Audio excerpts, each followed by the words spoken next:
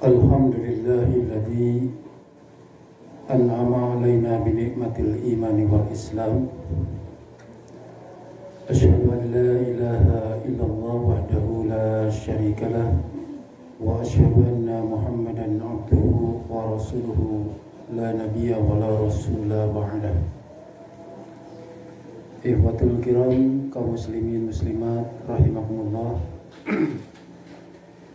Salah seorang sahabat yang bernama Abdullah bin Abbas atau yang lebih dikenal dengan Ibnu Abbas, karena saking banyaknya nama di antara para sahabat yang bernama Abdullah, sehingga Rasulullah Shallallahu Alaihi Wasallam dan sahabat yang lain sering memanggil, dinisbatkan kepada ayahnya. Kalau Abdullah bin Abbas berarti Ibnu Abbas, artinya anaknya Abbas. Kalau Abdullah bin Mas'ud berarti Ibnu Mas'ud, anaknya Mas'ud. Abdullah bin Jubair, Ibnu Jubair. Abdullah bin Umar, Ibnu Umar. Karena nama yang baik kata Rasulullah Shallallahu Alaihi Wasallam adalah nama Abdullah dan Abdurrahman. Itu dalam satu hadis. Abdullah bin Mas'ud atau Ibnu Mas'ud seorang sahabat termasuk sigorus sahabat yang dimana Rasulullah waktu diutus jadi nabi dan rasul, beliau masih kecil, kurang lebih 7 tahun. Beliau juga yang diberi doa oleh Rasulullah Sallallahu Alaihi Wasallam dengan kalimat Allahumma faqihu bidin wa 'allamahu takwil. Ya Allah, mudah-mudahan Ibnu Abbas ini diberi keluasan kepakihan dalam agama dan diberi keluasan dalam Al-Quran. Oleh karena itu ada terkenal dengan tafsir Ibnu Abbas. Dalam hadis tersebut Ibnu Abbas menerangkan bahwa Rasulullah Shallallahu Alaihi Wasallam pernah bilang begini, Uridat alayyal umamu Paru'aitun nabiyya wa ma'ahu ruhaitun wan nabiyya wa ma'ahu rajulun wa rajulani wan nabiyyu wa laisa lahu ahadun. Telah diperlihatkan kepadaku umat-umat semuanya. Jadi dari mulai Allah menciptakan manusia sampai Allah menciptakan yang terakhir manusia, maksudnya yang lahir terakhir di kalangan manusia, Allah kumpulkan. Oleh Nabi Muhammad SAW terlihat begitu jelas berbagai macam umat. Maka kata Rasulullah, aku melihat seorang nabi yang diikuti oleh ar-ruhaid. Ruhaid itu kumpulan orang yang lebih dari 10 tapi kurang dari 20. Jadi ada nabi yang diikuti oleh umatnya cuma 10 orang lebih. Wan nabiyyu wa ma'ahu rajulun wa rajulani. Dan ada juga nabi yang diikuti oleh 1 orang dan juga nabi yang diikuti oleh 2 orang. Jadi umatnya hanya 1 orang atau 2 orang. Wan nabiyyu wa laisa lahu ahadun. Bahkan ada nabi yang tidak punya pengikut. Kalau kita lihat sebelum Nabi Musa, katakanlah umpamanya Nabi Nuh, orang yang beriman kepada Nabi Nuh kan hanya 13 orang. Padahal dakwahnya kurang lebih 950 tahun. Nabi Muhammad Shallallahu Alaihi Wasallam hanya 23 tahun kurang lebih. Tapi umatnya miliaran, mungkin lebih nanti itu. Wallahu alam. Apakah kita termasuk yang terakhir dalam pengertian kiamah, atau nanti belakangan nanti setelah kita masih banyak yang lahir-lahir. Tapi yang jelas antara kiamah ketika Rasulullah Shallallahu Alaihi Wasallam masih ada, antara perjalanan antara Mekah dan Mesir. Jadi sudah dekat kalau sekarang. Makanya tanda-tandanya sudah mulai nampak.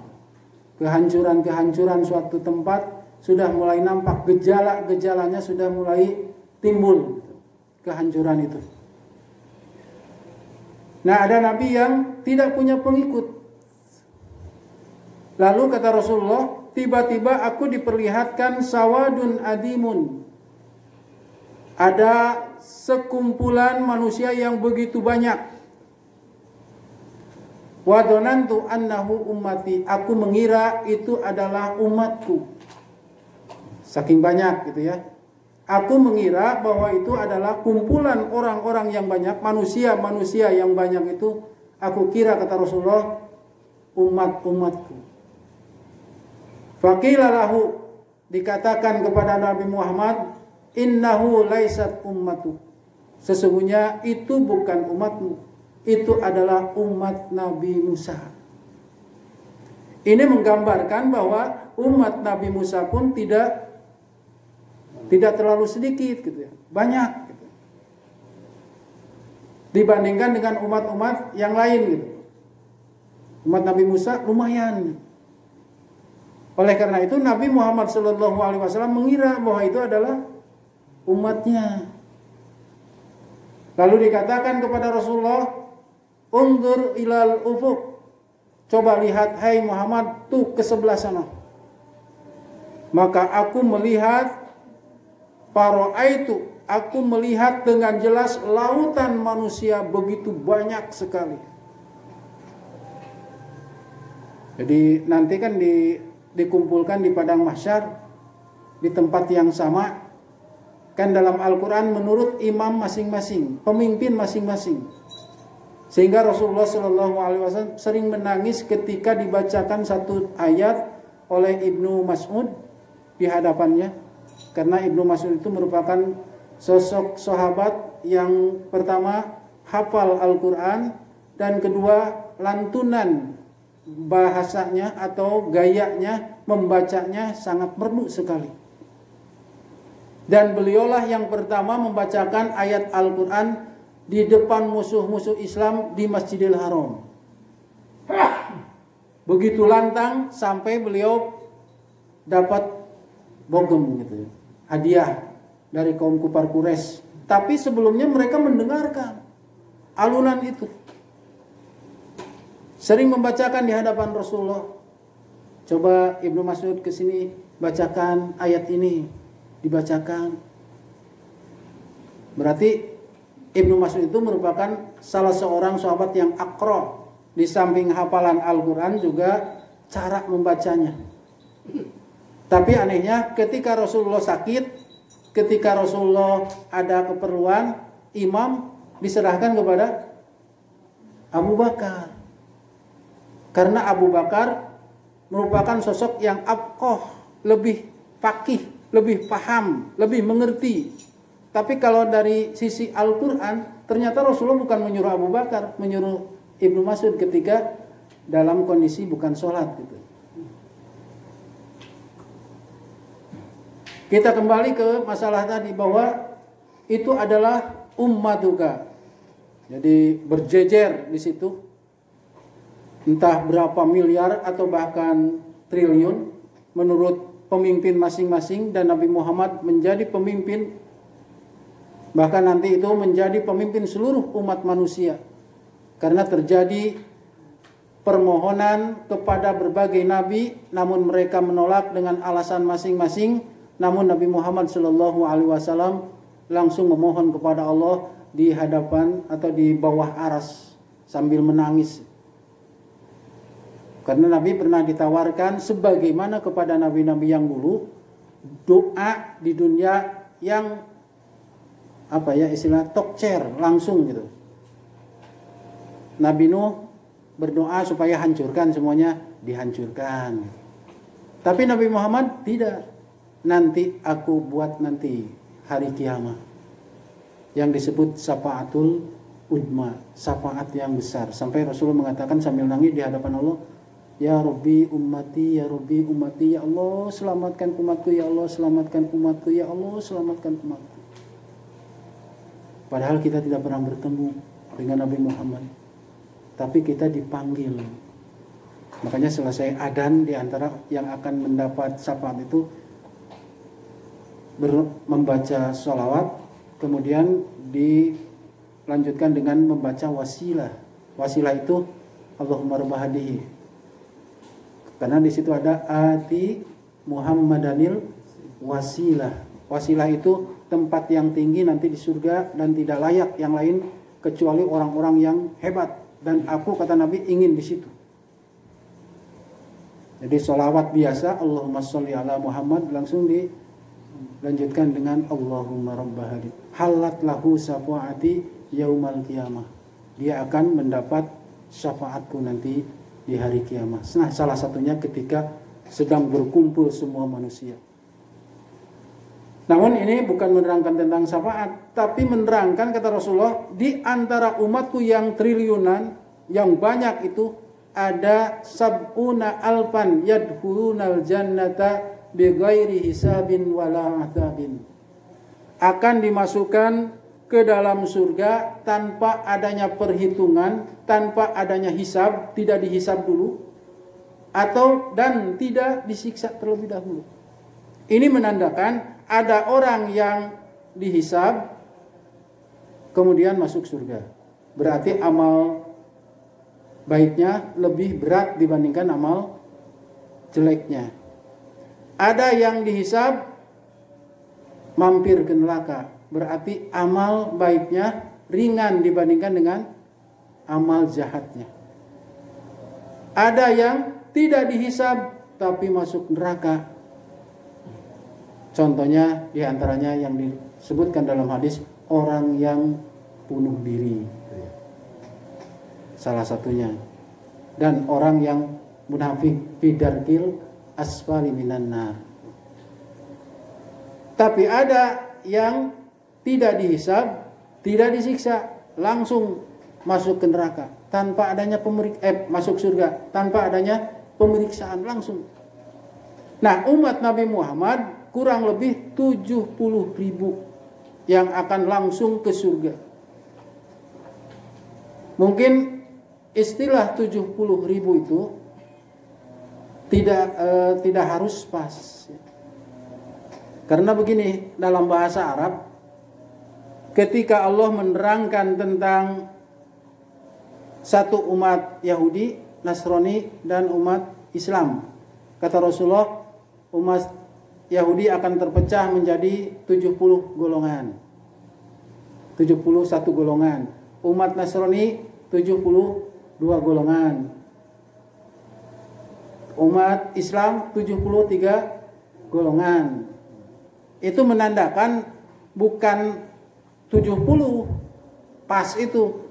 Ada perbedaan, artinya orang Yahudi sedikit perpecahannya dibandingkan dengan Nasrani, apalagi dibandingkan dengan Islam. Islam itu nanti akan terpecah-pecah. Nah, semuanya, kata Rasulullah, kulluhum finnar illal wahid, kecuali satu. Coba yang satu itu di antara yang 73 atau bukan? Iya. Kata Rasulullah, semua akan masuk neraka, yang 73 golongan itu atau lebih bahkan, kecuali satu yang akan selamat. Satu ini dari 73 atau bukan? Dari 73. Seperti begini, anak atau siswa santri masuk semua kecuali si A. Si A itu bagian santri bukan? Iya. Jadi kalau saya bukan dari 73, bukan itu berarti bukan nama Nabi Muhammad gitu. Saking banyaknya perpecahan gitu, maka yang akan selamat itu bukan golongannya, tapi sifat golongannya. Bukan nama golongan, tapi sifatnya oleh Rasulullah, ma'ana alaihi wa ashabi.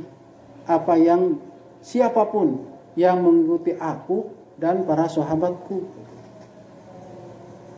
Ini juga 70.000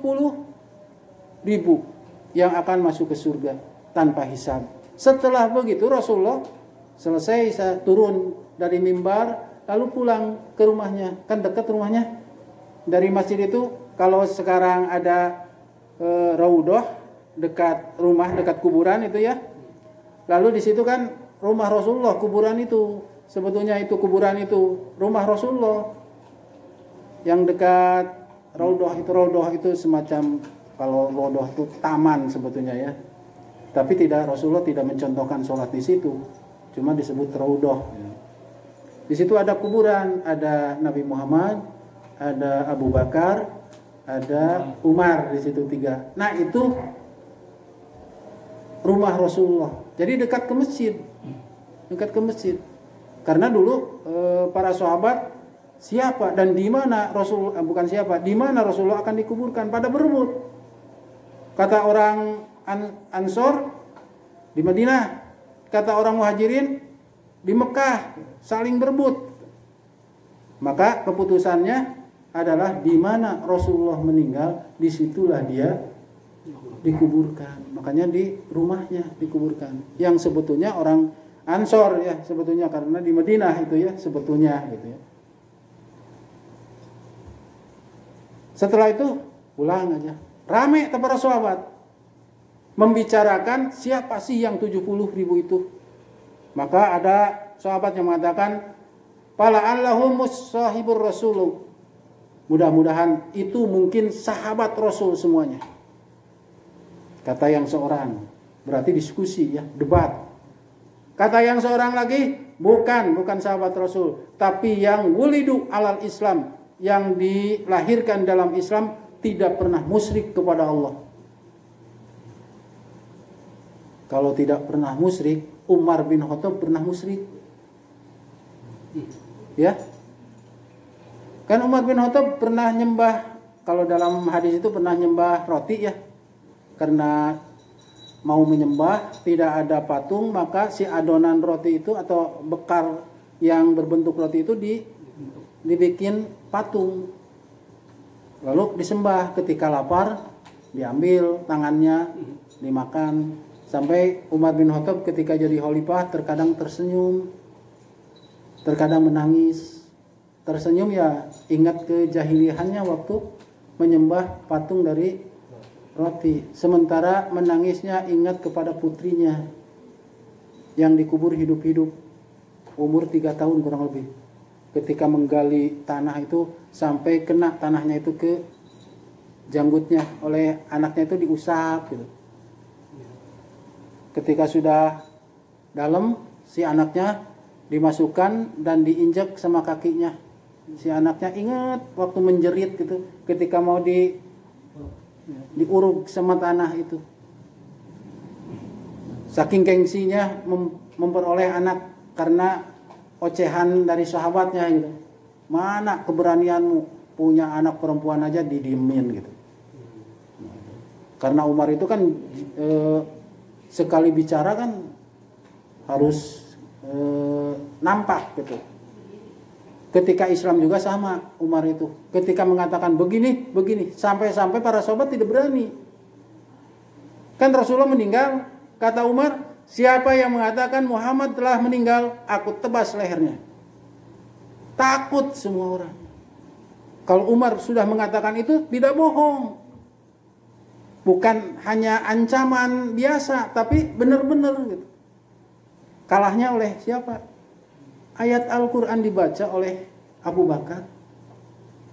Wa ma Muhammadun illa rasul qad khalat min qablihi rusul afa immata au qutilan qalabtum ala aqabikum.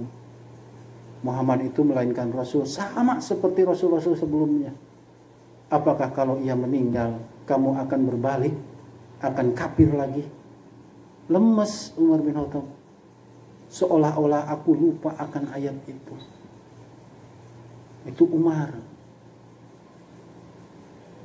Yang lainnya mengatakan bukan itu.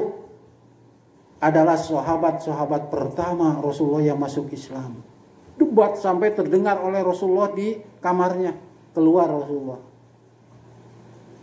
Ma tahudunahum, apa yang engkau perdebatkan, memperbincangkan. Fa'ahbaruhu, para sahabat memberitahu tentang yang 70.000 itu. Maka Rasulullah mengatakan, hum la yastarkuna wa la yatatayyaruna wa ala rabbihim yatawakkalun. Yang 70 itu diantaranya adalah orang yang tidak pernah yastarkun. Kalau sekarang mungkin minta diruqyah.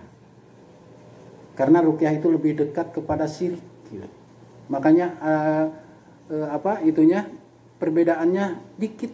Makanya Persis dulu bukan tidak tahu ruqyah, tapi lebih kepada doa. Menggunakan doa.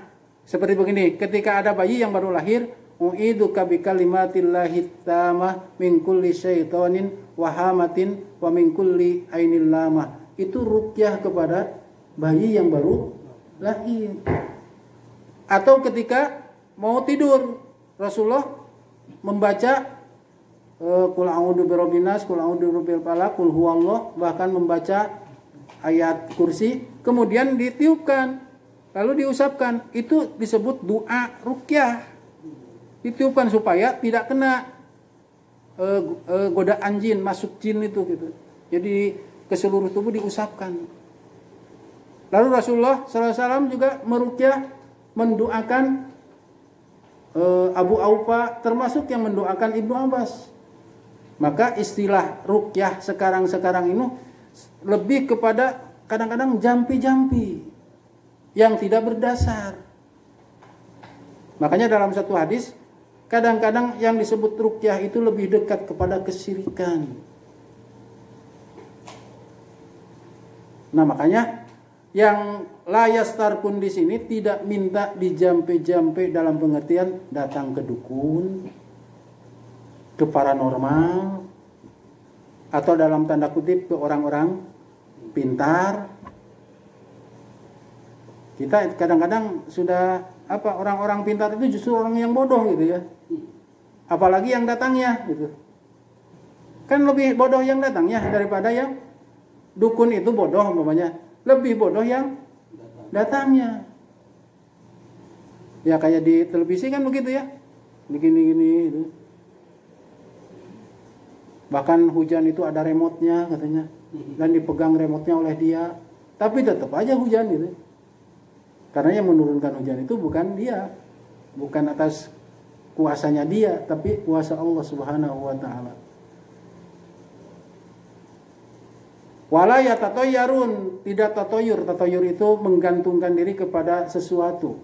Asal mula tatoyur itu dari kalimat toir. Toir itu burung. Dulu zaman jahiliyah, ketika mau pergi itu suka menerbangkan burung. Jadi kalau burung terbangnya ke arah kanan, jadi dia pergi. Tapi kalau burung dilepas itu terbangnya ke arah kiri, tidak jadi orang Arab itu. Jadi menggantungkan kepada burung itu. Atau kepada binatang-binatang yang lain. Kadang-kadang kita juga sering ada terbersit kepercayaan. Ketika umpamanya ada kupu-kupu, kadang-kadang itu ya. Ketika ada bunyi apa gitu. Sekalipun dalam beberapa hadis memang dijelaskan ketika ayam berkokok, maka binatang itu melihat para malaikat, maka bertasbihlah. Tapi ketika ada bunyi anjing, maka binatang itu melihat setan, maka berlindunglah. Tapi kita tidak melihat. Tidak melihat. Tapi binatang itu melihat. Kemudian yang ketiga, wala Wa ala rabbihim yatawakkalun, tawakal. Pertama, tidak pernah minta dijampi-jampi. Artinya tidak pernah mendatangi dukun, paranormal dan lain sebagainya. Kemudian tidak menggantungkan kepada sesuatu benda atau kepada binatang. Kemudian yang ketiga tentu adalah tawakal. Udah. Tiba-tiba ada seorang sahabat yang berdiri, namanya Ukasha bin Muhsan. Lalu beliau mengatakan, ya Rasulullah, ud'ullaha li ayyaj'alani minhum. Ya Rasulullah, berdoalah untukku supaya aku dijadikan salah satu di antara yang 70.000 itu. Lalu Rasulullah tersenyum dan mengatakan, anta minhum, kepada Ukasha. Engkau adalah salah satu di antara yang 70.000 itu. Coba kalau sahabat sudah begitu kan asik, bebas ibadah. Enggak. Tapi justru semakin dekat ibadahnya kepada Allah. Melihat Ukasha, anta minhum, engkau di antara 70.000 itu, sahabat lain berdiri semua. Ada yang berdiri, ya Rasulullah, berdoalah kepada Allah untukku, berdoalah kepada Allah untukku supaya jadi di antara yang 70.000 itu. Kata Rasulullah, sabakoka Ukasha, keduluan tuh sama Ukasha. Maksudnya Rasulullah memberi contoh di antara sahabat yang 70.000 itu, Ukasha salah satunya. Kan contoh itu satu. Tidak semua. Apakah para sahabat? Wallahu a'lam.